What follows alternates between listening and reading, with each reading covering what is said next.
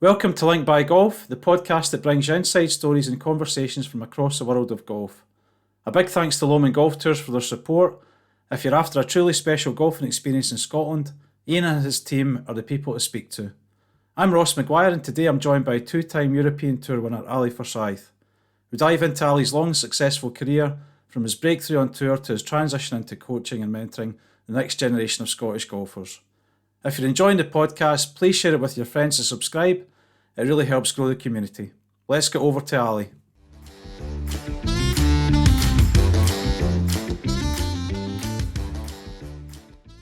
In this week's episode, I'm delighted to be joined by Alastair Forsyth. Ali, great to see you. How you doing? All good, thanks, Ross. Thanks for having us on. Look forward to it. Yeah, no problem. Thanks so much. And Ali, I'd love you to start with just a quick story from your days in the European Tour. Anything that stands out as a funny one. Let's get started there. Certainly a few things happened over the years, but I think if I was to pick out a one story, it would be my first year on tour.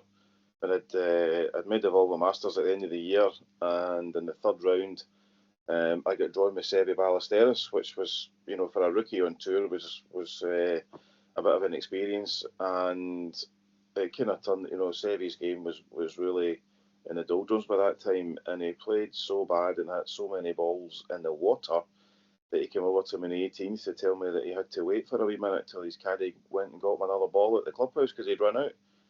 Fantastic. Caddy had to go running into the locker room to bring him out another ball.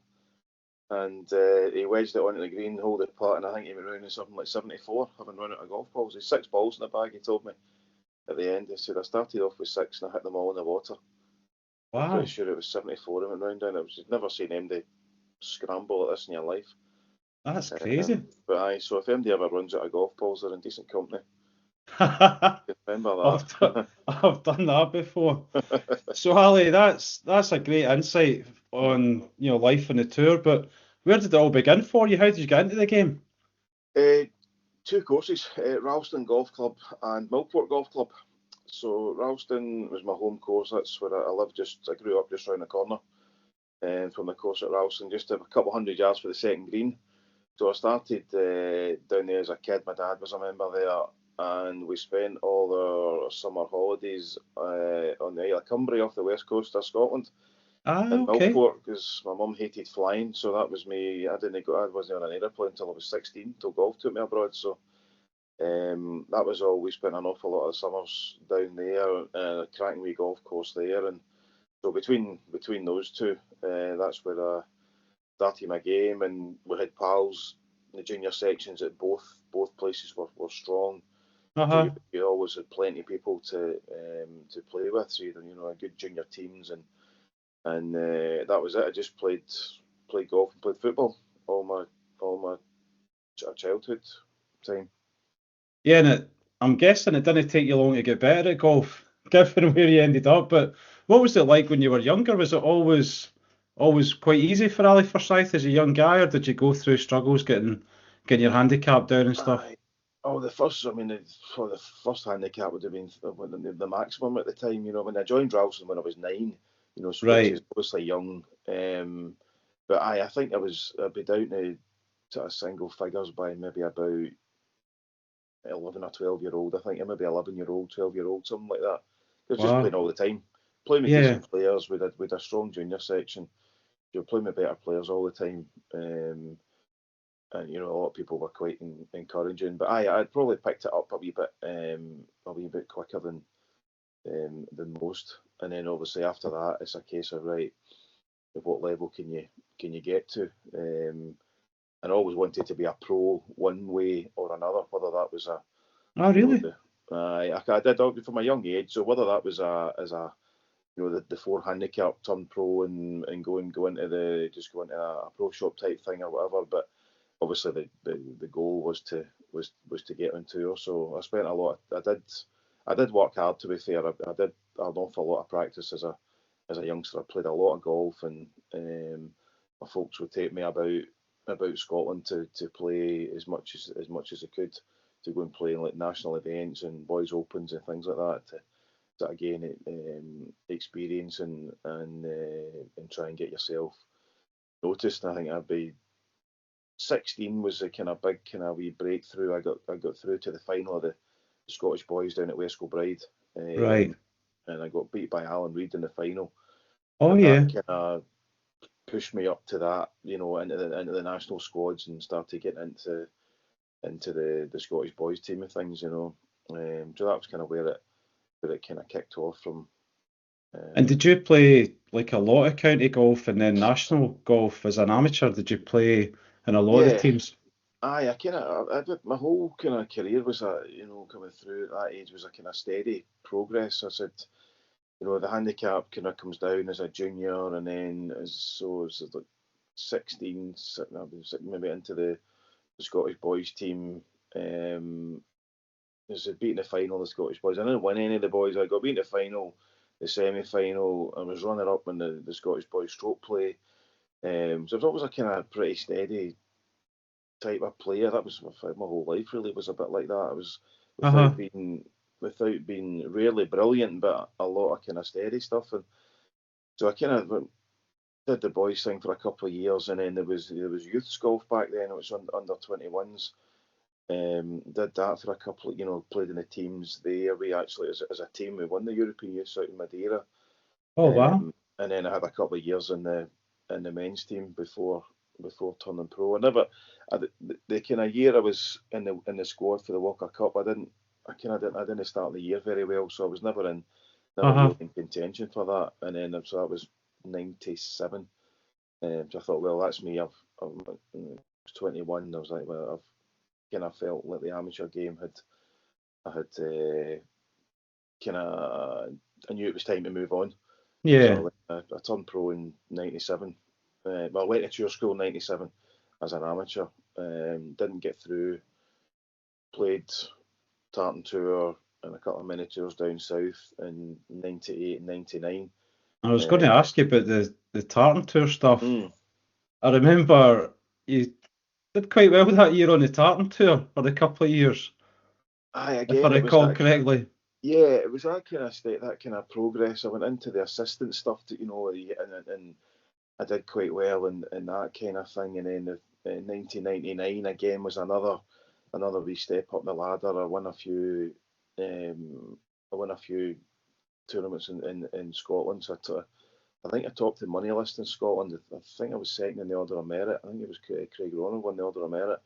I was also playing in the MasterCard Tour, which was a kind of that was like the Europro of its time, and I won the Order of Merit on that. So I kind of had a wee boost in 1999. So I went to the tour school at the end of the year, in a better frame, and I got through at the final stage for the first time. That was my third go at tour school. So I got through at the final stage, the 6th rounder at San Roque, and I had a great week, and I won the tour school, and that was me on tour. Wow! So my goodness, that was it. Off we go.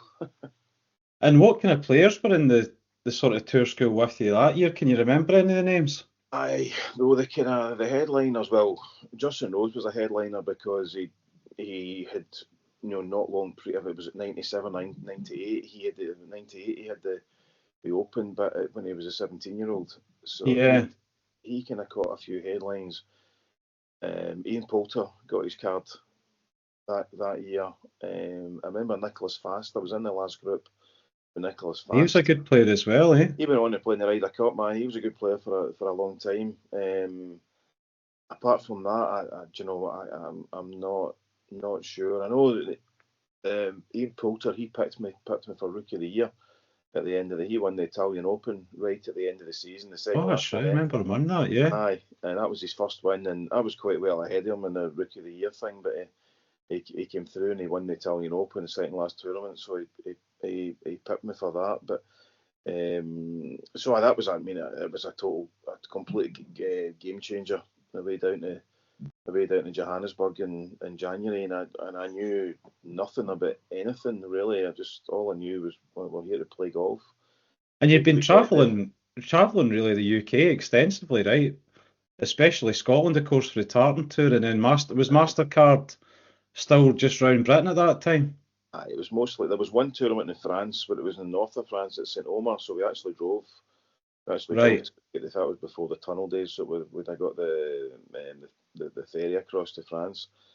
But there was the Northern Open was in Scotland. That was part of the Mastercard tour. It was like co-sanctioned All with the right. starting tour on the Mastercard tour, but most of it was in England. So that was sort of 98, 99, doing all that kind of stuff.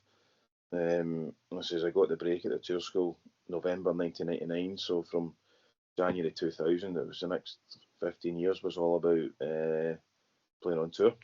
And what did it, you mean, you said you got there and you didn't feel like you knew a lot. What was it really like getting up and saying, well, I'm a tour player? That's right. Because I literally knew nobody. I'd been introduced to a Scottish guy that was caddying on tour. A guy called Alan McFarlane, and he was from kind of Stirling area. So I'd been introduced to him and say, right, he's going to come and caddy for you. And I met up with him down in Joburg, and off we went. So it was like, right, because I didn't know the players, I didn't know anything about the tour, I didn't know what the kind of procedure, the day-to-day stuff. But I get talking to Stephen Gallagher. I knew Stephen to say hello to, and I met Stephen maybe the second day there, and he took me out for a bite to eat with himself and Gary Orr, and so I kind of got playing practice rounds with them and kind of hanging about with them, and they taught me a lot about just kind of what you had to, it's just daft things like, where do you register? Where do I get my yardage book?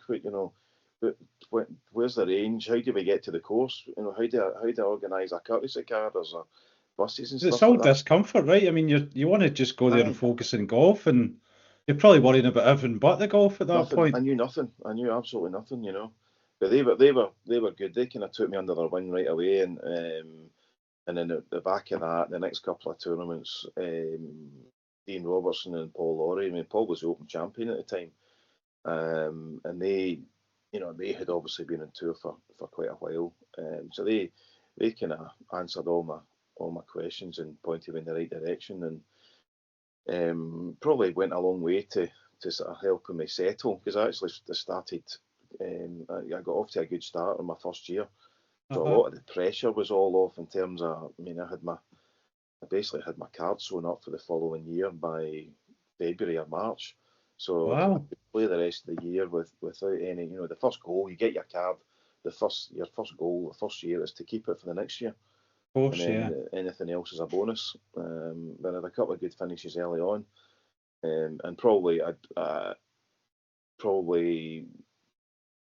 very unlikely that I would have managed that without the kind of the way that the guys helped me kind of settle into it.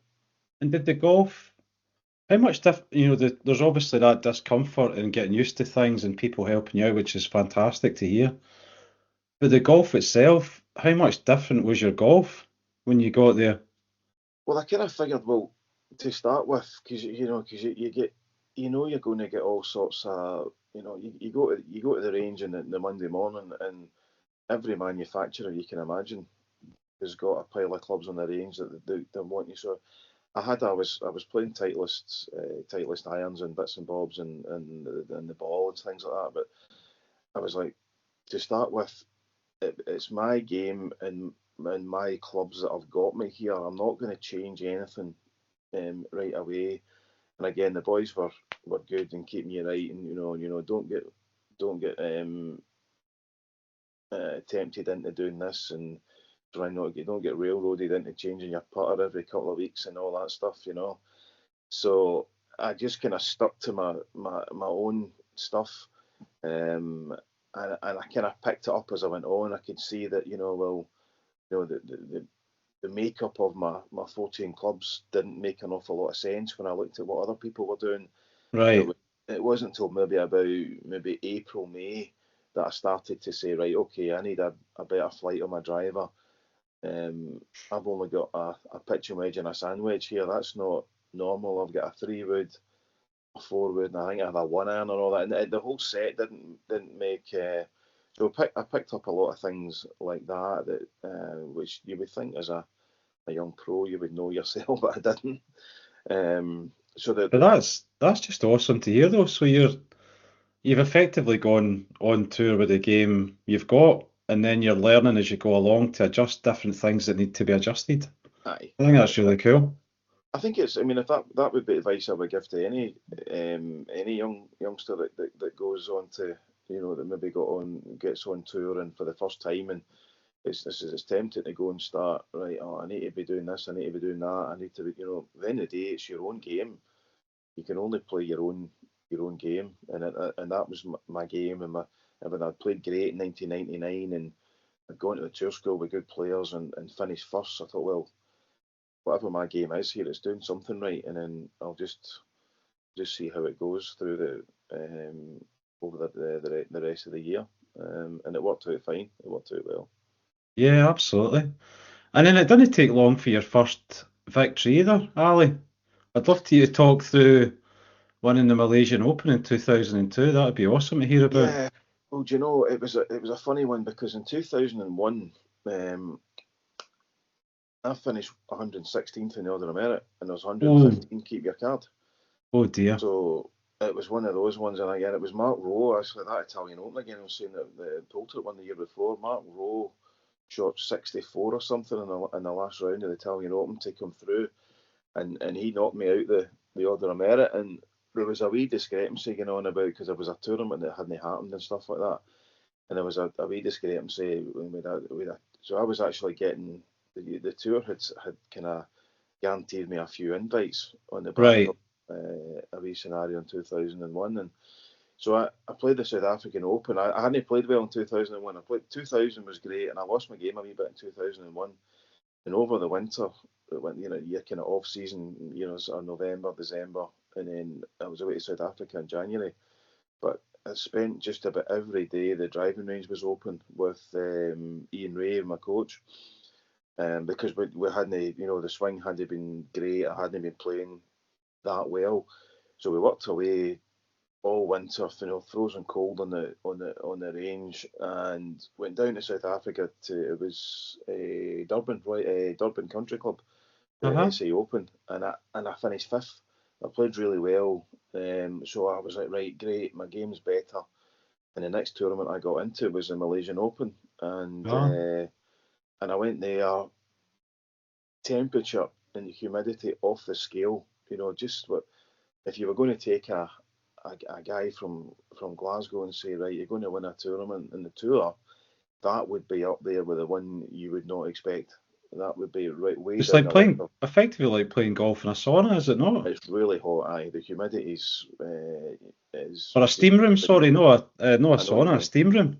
Aye, it's just a humidity that you're just I think if you don't grow up in it, you never actually get used to it. But I just kind of went out and got on with it, and I found myself, in the lead at the first day, in the lead after the second day, still there after the third day.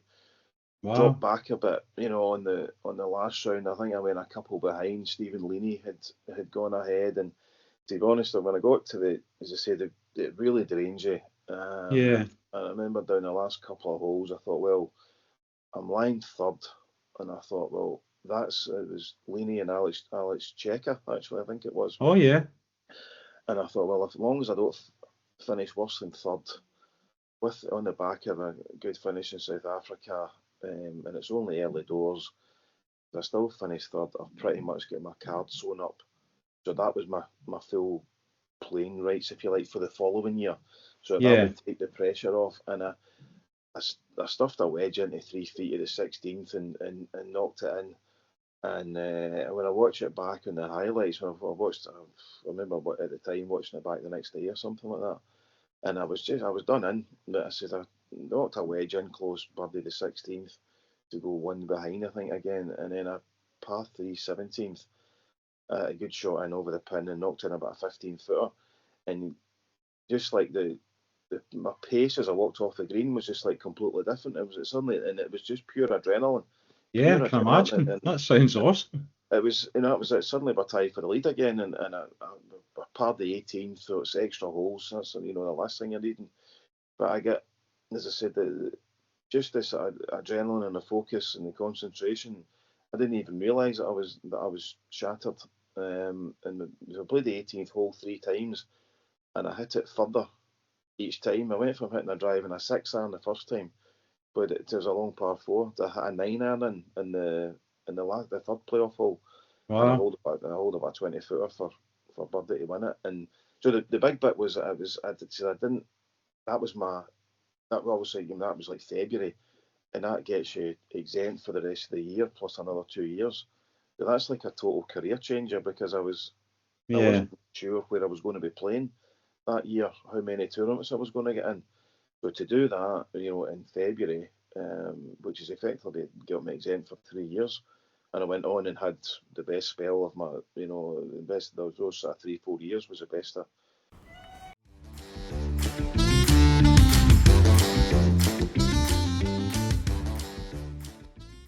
I'd like to take the opportunity to thank Lomond Golf Tours for their support. Let's hear from them now. At Lomond Golf Tours Scotland, we understand that choosing the perfect golf trip can bring its challenges. With more than 500 golf courses in Scotland and another 2,000 around the UK and Ireland, many of our guests don't know where to start. But for Lomond Golf Tours, it's not just about the golf, it's about providing an experience that will exceed expectations, that will turn dreams into realities, and that will create memories that last a lifetime. Lomond Golf Tours have helped thousands of guests build bespoke golf trips to create a magical experience. Travel in style, whether executive chauffeur travel, whether it's golf on a major championship venue or one of our hidden gems, 5-star accommodation or a boutique bed and breakfast, or is it whisky tasting on a private boat? Lomond Golf Tours are here to help build the tour of a lifetime.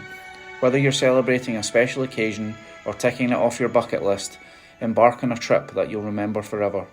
To learn more about our offerings for 2025 and beyond, visit www.lomondgolftours.com. Now let's get back to the pod.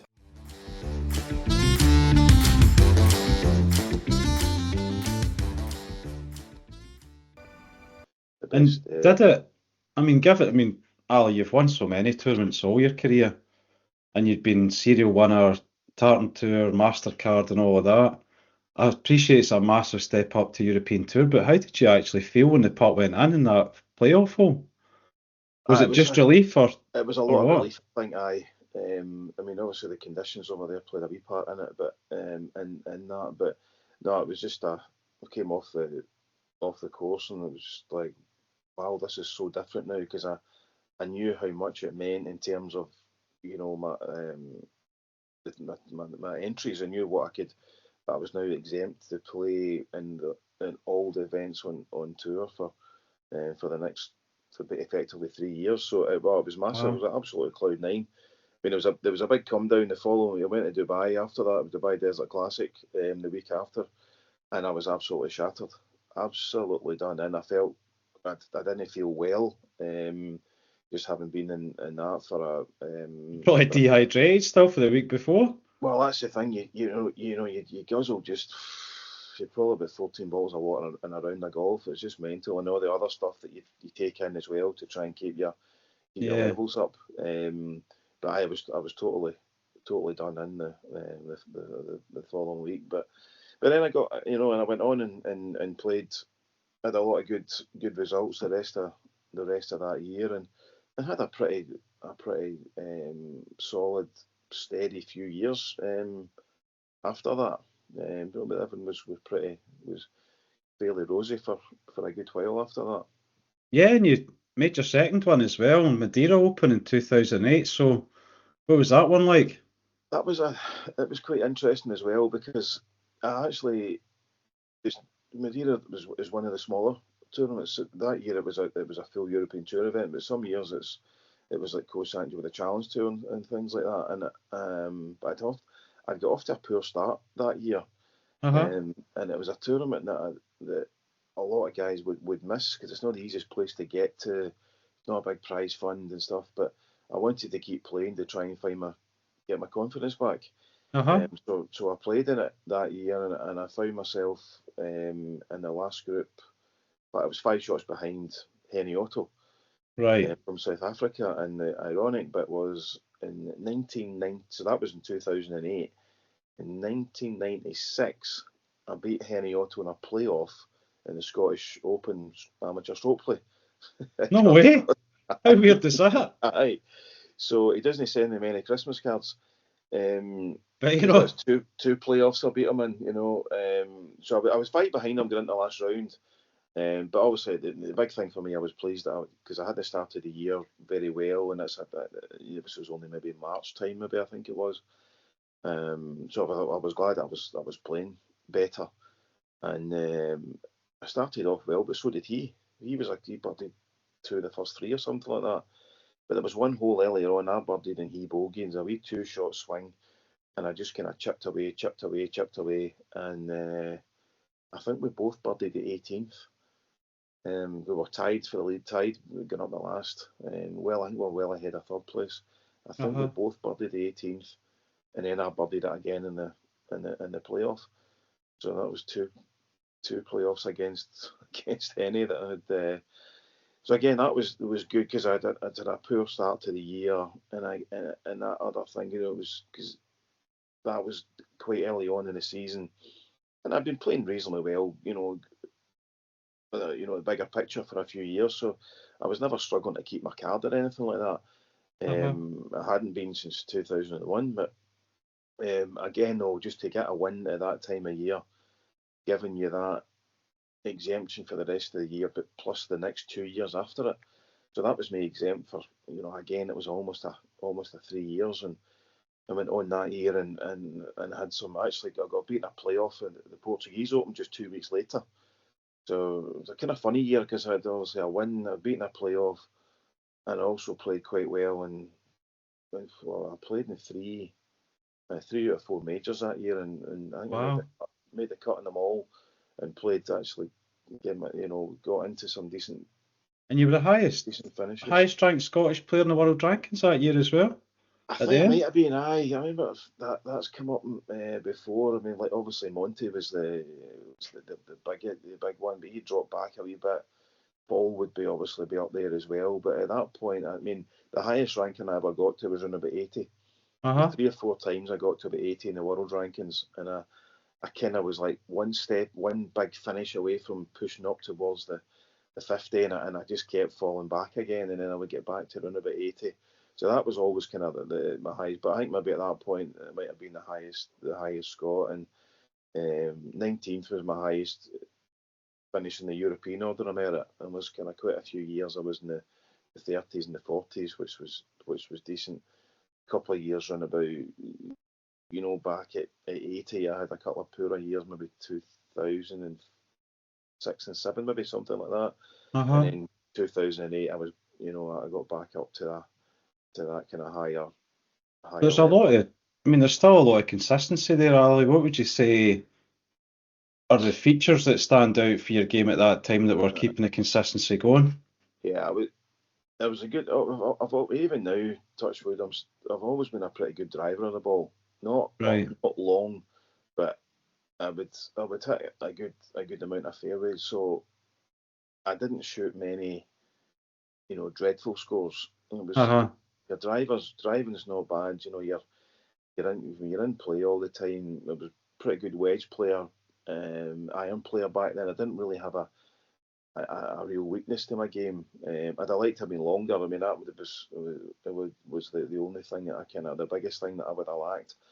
But so because I was pretty accurate off the tee, you know, I quite often a poor round would be 73, 74.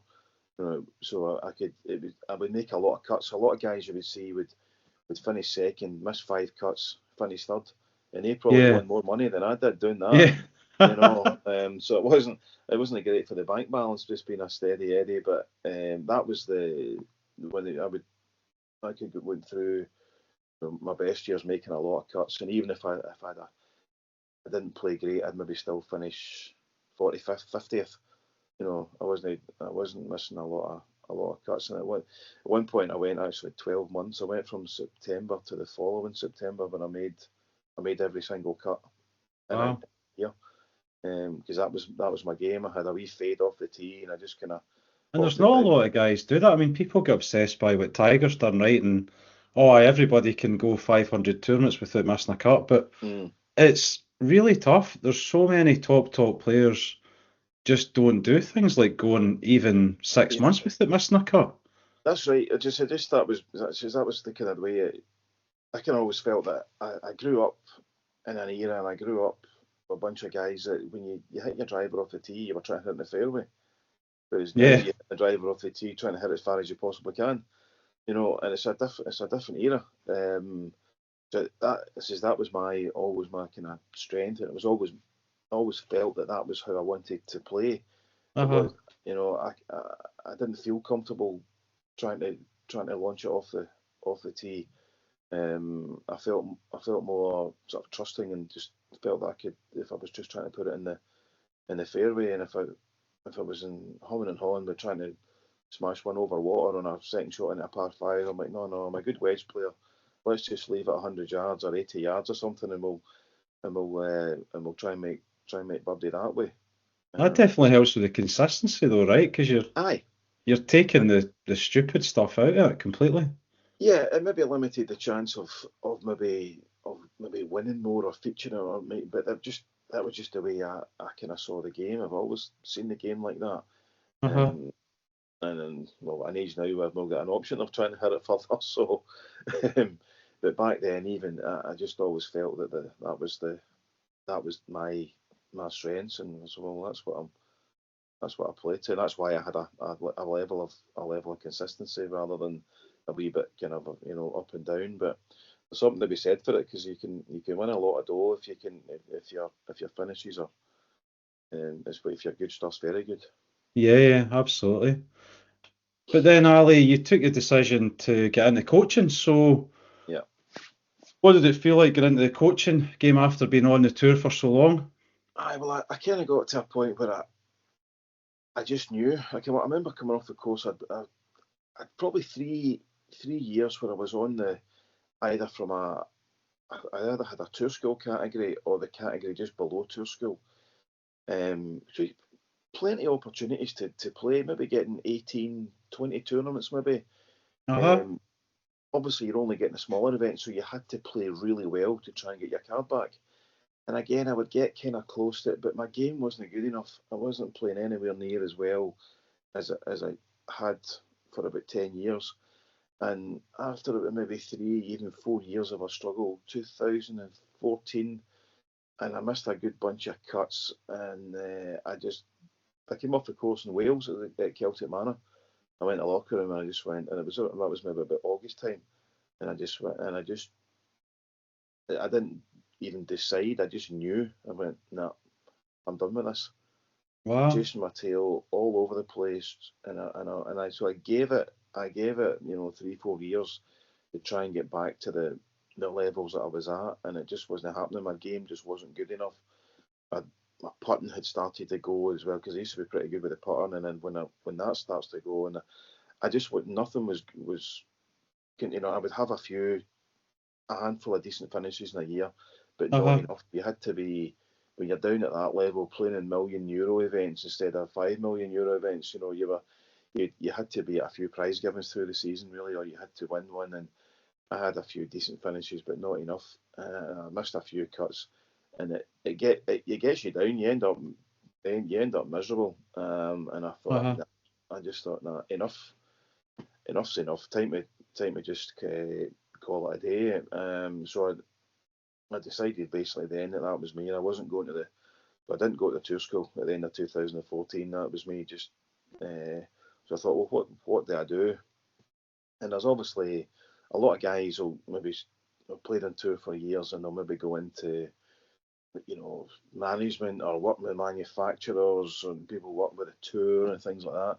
But one of the things that is the downside of playing on tour is the travelling. So I didn't want to be doing anything that was going to be still going to send me all over the world. And so I thought, I had a word with the because I did a lot. I used to do a lot of practice up at Mearns Castle, and I had a word with the manager, and one of the coaches was just about to leave Ah, about a month okay. later. So he said, he said there's a potentially a spot coming up here. And so I just went. I thought, well, golf's all I know. Golf is my thing. So I'd been a pro for probably about 18 years at that point, 17 years. 15 of that on tour. Worked with a lot of great coaches, so I had learned a lot about the game, and and obviously seen how great coaches would actually just how they coach. So Yeah. I thought, right, let's give this a bash, and I enjoyed it right away, and it's a game that you're learning all, coaching, you're learning all the time. There's wee bits you're picking up all the time, but that's been 10 years now, and it's been good. Mearns is brilliant because the facility is magic, and it's a busy place, so you can keep your diary pretty Yeah. busy. Um, And the people must be, they're turning up, Ali, and I'm not being funny, but getting coached by someone who's actually won on tour. aye, Do you it does do you help. feel like it makes a difference to them in terms of confidence, at least out the gate? I think so. Aye, it's funny because at the end of the day, just because someone's been a good player, that does not at all give you the right to think that you're a good coach. And there's plenty of good coaches that have never been at a good level as a player. Of course. But yeah, it's funny because a lot of people will say they're quite new to the game and they've got no idea of what your golfing background is, and to a Of course, certain there's extent, that element now as well, yeah. eh? To a certain extent, it shouldn't matter because you're there coaching them. You're not. But I think where it does help and where people have kind of found more of a benefit is your kind of really good players that will come along and not just seeking swing advice and things like that, because I've been in their shoes, played the courses, I've played the tournaments, I've got that experience. I've been a touring professional. So a lot of times it could be a sit down blather for 45 minutes and 50 minutes hitting balls. Oh, that's Um, great to hear. So or, I was wondering, you're having lessons like that where people are just quizzing you, yeah, effectively. yeah, yeah. That happens, and more so with the really good players, maybe like you kind of top amateurs, or get the odd pro comes along to sort of chew the fat and pick my brains on How does that feel for stuff. you? I mean, you had the benefit of like Stevie Gallagher and Yeah, Paul Lawrie and those guys when you were younger yourself. What does it feel like being that guy they're coming to? it's good. I suppose it's a wee bit more nerve wracking when it's good players, because you're kind of, you're not just trying to help maybe a guy get the ball in the air. It's Yeah, sometimes it goes from that to a Scottish international amateur or a pro or something. But that's all part of it. You have to adapt all the time, and that can be quite tricky, because you can't speak in the same language, if you like, to yeah, of to someone that's new to the game, or to someone that plays off +4, because course. one person's right into golf and the other person's probably not. You're always having to adapt, but it's good. It's a good challenge, and you still get a buzz out of, when you get a buzz, obviously, as a player. You get a buzz out of playing well and winning things and having good results. But then when you've got someone that you've been helping with a game, and if they have a good wee spell of results, you get a great buzz out of that as well.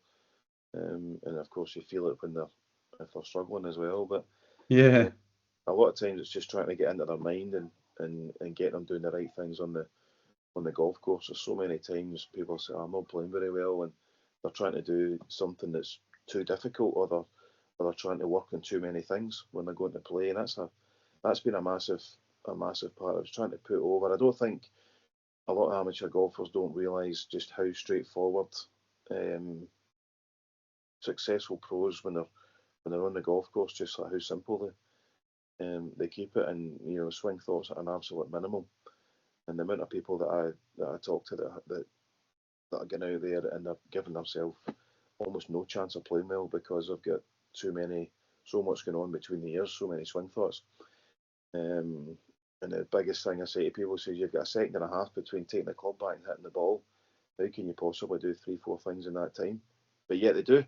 So many people do, and that's something. Yeah, I know. That's something that's, and you've always got to, assess. Is someone going to go away and practice? If they're not, then the challenge there is, well, I need to help them here, but you can't go and have them going away doing something that's going to take a few weeks or a couple of months to integrate into their swing. You have to just say, right, here's how you can stop slicing it out of bounds. It might be as simple as that. It can, it can be anything, but I always go, but people go, still my favourite lesson I've ever given was a gentleman that played at, I can't remember what golf club he plays at, one of the Glasgow kind of better clubs, and he was about 84, 85-year-old, and he just completely run out of strength. He couldn't get the ball in the air, and he was missing just going to play golf with his pals. He says, I just cannot get the ball in the air. He says, I can still walk, but I've not got this round. And his pals play 9 holes or 8 holes or something at the club, and this is we just did a couple of these simple things. I says, look, you're not going to hit the ball far, you're not going to get it particularly high, but we can get it in the middle of the club face. I think it was 2 wee things in the swing, and the guy went away as high as a kite just because he could keep playing golf. And that's still to this day, in 10 years, is my favourite lesson. I didn't even see the guy, it was probably for about 20 minutes. Just did a couple of wee things, and he said, if you can do that, forget about these clubs, get your long irons away, but your 3, you've got a hybrid, don't hit anything longer than a 7-iron, and then your hybrid, take your driver up like that. He went away, and he's still playing his golf, and that's... Oh, that's awesome. What a story that is. That was brilliant. I loved that. I loved it. Obviously it's great when you see handicaps coming down and someone getting picked for a team or things like that. But we think, because at the end of the day, it's majority of golfers. That's what we play the game for. Just to go out and with pals. The thing is, Ali, you've kept him playing golf, and it's really important for him at that age to have that opportunity with his friends to get out there and still be able to just be able to get the ball in the air. That's all he's looking for. Just to get in with his mates. Yeah, different challenges, just all the different challenges that, so completely different people that come in needing different types of things, so it certainly keeps you on your toes, because you've got to work out very quickly. You might only have half an hour with someone, or an hour, or it's good if you've got a block of lessons and you can take your time with stuff, but you've got to work out right away, right? What do we need to do here? What's the best we can do what's the best I can do for this person? It might be a wee older woman trying to get out of a bunker. Can I get out of a bunker? Say, right, well, if you can do that, blah, blah, blah. Right, no, it's not going to go next to the pin all the time, but it's coming out onto the green. And they go away happy as Larry. But then you do get someone that's off 25 and wants to be holding bunker shots 3 times around. I think, well, it's no happening. Somebody trying to go on a tour that's complaining about their half-yard miss on a 200-yard 5-iron. This is it. Or probably a 7-iron these days. Aye. I would have loved a 5-iron on it though. Aye, I know. Yeah. So it's good fun though. I enjoy it. Brilliant. Bally, you haven't given up playing completely. I mean, you like keeping the boys in the tartan tour on their toes, and you've got future ambitions. I think you're just a wee bit ahead of me in terms of age, which means that next year you've got an amazing opportunity. So I'd love you to talk about what your plans are when you get to a magic number. Aye, I do. I was 49 in February there, so next year I can get onto the Legends Tour in Europe. So I'm exempt. I've got an exemption there because I've won in Europe. I get that's awesome, brilliant. Yeah, so it's up to me to go and play and play well. Still hitting my game still at a decent enough level. I need to spend a bit more time on it. But if I can spend a bit more time on it and just get that wee bit sharper, because I find that the last few years at times I'll shoot some decent scores and maybe do all right, and the Tartan Tour and stuff, but it's not quite as consistent as I would like to be, and just not always as sharp as I'd like to be. That's half the problem. But because obviously a lot of I think there's still a good level on that, and there's still a good few guys that have always have been and still are full-time golfers. So it's hard to be coaching 40 hours a week and then still sure. So I'll need to try and find my time, manage my time a bit better. To keep that. But no, I'm looking forward to that. That the old back's not brilliant, but it's okay. I'm still hitting the ball far enough that I'm pretty sure that if I can be sharp enough, I think I could do okay on that. So, and it'd be nice to Stevie G texted me after his first event last month, and he said it was great fun meeting up with some of the old boys that he played with obviously before, and so it'd be good catching up with the guys that are like Stevie and I, and travelled everywhere together. We roomed together for about 5 years, so it'd be nice to get seeing some of the old faces and sort of a wee bit of the old gang back together. So with the full card and exemption, are you going to play full time again? Well, I think I'm having a guess that there's maybe 15, 16 tournaments. Right. Okay. I'm not going to stop coaching on that.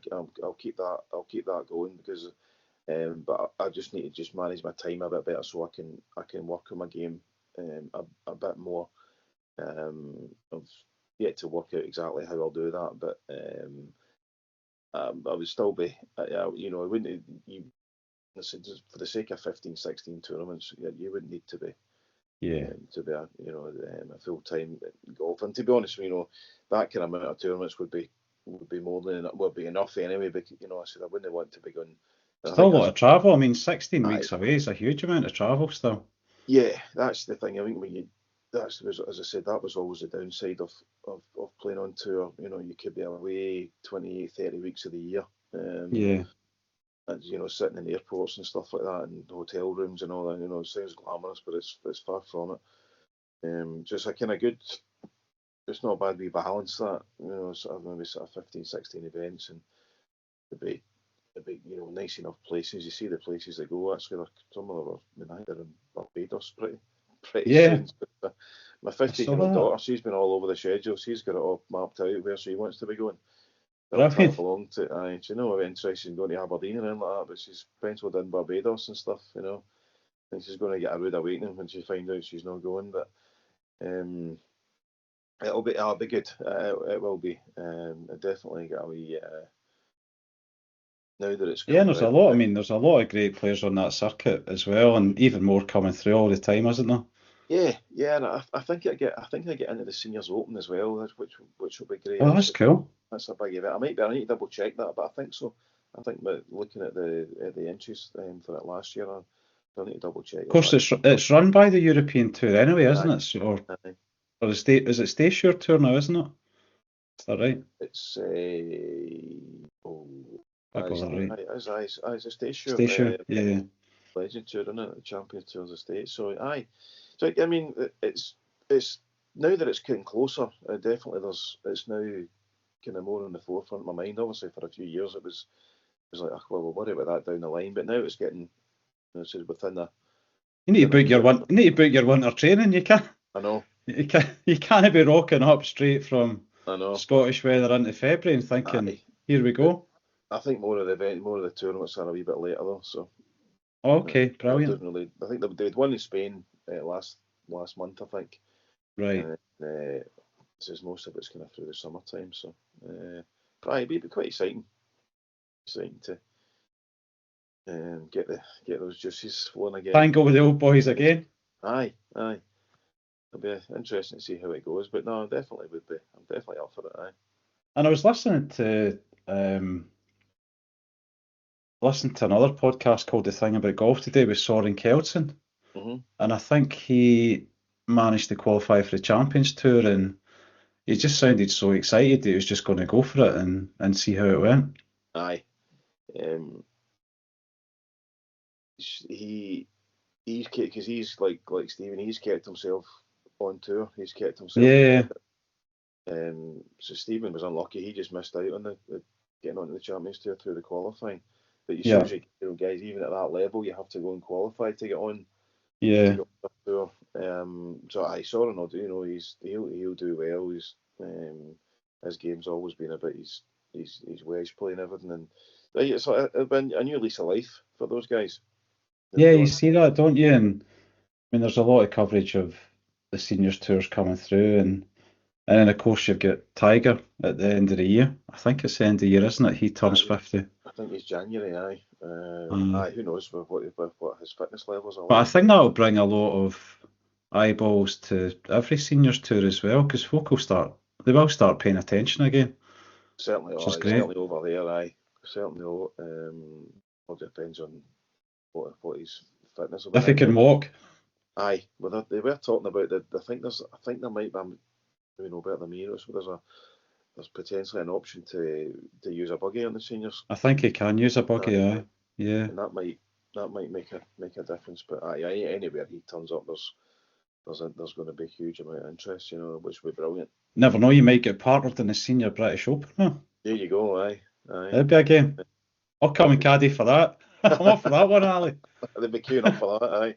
Aye. You sell tickets. Aye. Or he would bring a huge interest. I think he's January, December or January. He's 50, so hopefully he's fit enough to play. Absolutely. So just getting into some quick questions here, Ali, towards the end. Favourite golf course of all the ones you've played? What's the one that stands out? It's very difficult, obviously we talk about stuff like that a lot, but if I was forced to pick one, I would go Royal Melbourne. Wow. It's the great test, not long, got to plot your way around. Greens really, really firm, really fast. Could be shots where you could have a wedge in your hand, but you're not going at the flag. You really got to golf your ball around there. Beautiful, just stunning. Difficult, obviously a lot of great courses, but to pick one that would be fantastic. That would be up there. And then, is there a golfer who's had the most influence on your career or your approach to the game? Not one as such. I mean, different coaches down the years at different times, but the biggest help I've ever to go back all the time, at 49 now, and I look back, the most sort of help and influence would be Ian Ray. Remember back as an amateur, Bill Lockie was down at the pro at Brassey, who was the Scottish Golf Union national coach at the time. He helped me a lot for a few years, maybe about 5 years, and then I turned pro, and then I've worked with Ian sort of for a majority of my time. And for a guy that he would know my game inside out and knew me as a person inside out, so he knew how what to say and what not to say. aye, that's right. And my how I like to play the game and things like that. And even now, if I need a bit of help with anything from my game, I'll still catch up with Ian. But the boys, this is Stephen and this is Gary Orr, Paul Laurie, Dean Robertson. So they were a big help for me back at the first went on tour, because as I said, I went out there and I knew nothing, I knew nobody, and they were a big help. Made life an awful lot easier. Brilliant.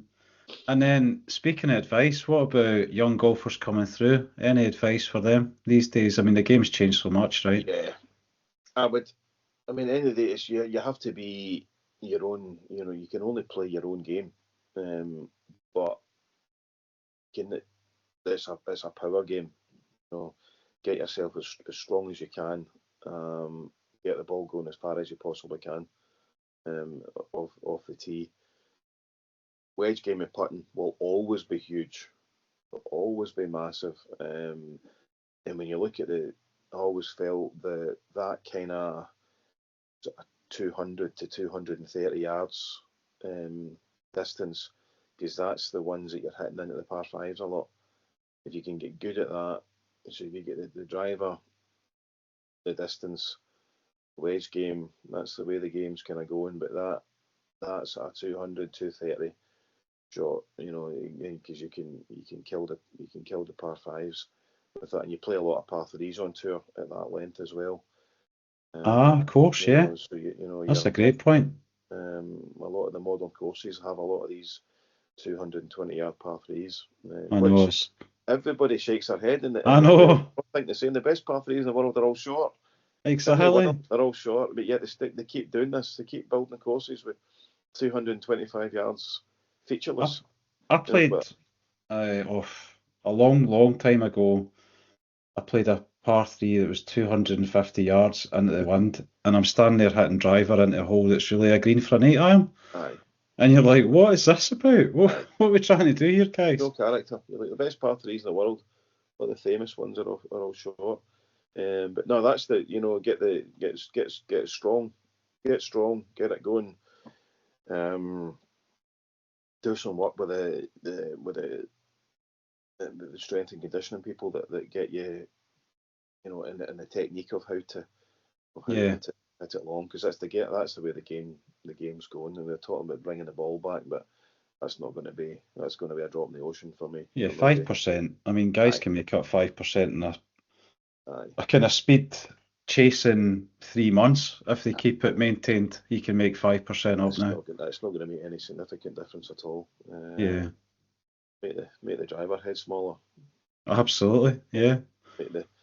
Make the loft, maybe say you need to have at least 8 degrees, 9 degrees of loft in your driver. Soften the ball, loads of things that they could do, but I doubt it. Wouldn't have it.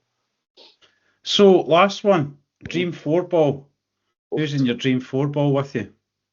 That is a good one. I've always I think it would be from the golf, just to like it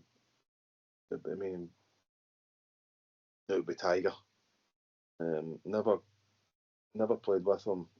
Close to him a few times in the draws. Played the Open at St Andrews, the first 2 rounds, the game in front of him, which was just a nightmare. Everybody was obviously chasing after him. Yeah, of course. Tiger.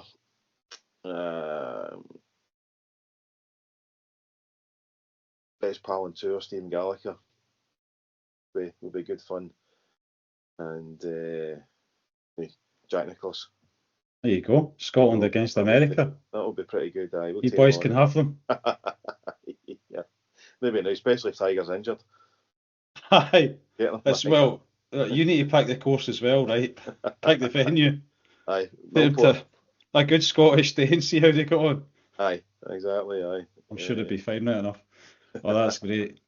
So, Ali, listen, thanks so much for coming on. If people are interested in getting in touch with you and getting into your coaching and hearing more from you, how can they find you?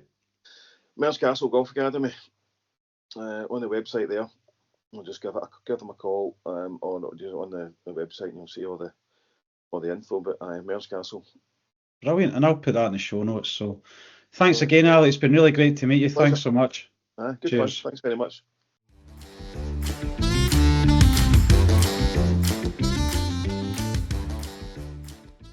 That's a wrap for this episode of Line by Golf. A big thanks to Alastair Forsyth for joining us, sharing his journey from the European Tour to coaching, and I'm looking forward to seeing his results when he starts on the Legends Tour. If you enjoyed the episode, share it with your friends and hit subscribe. It really helps support the growth of the show. Until next time, take care and thanks for tuning in.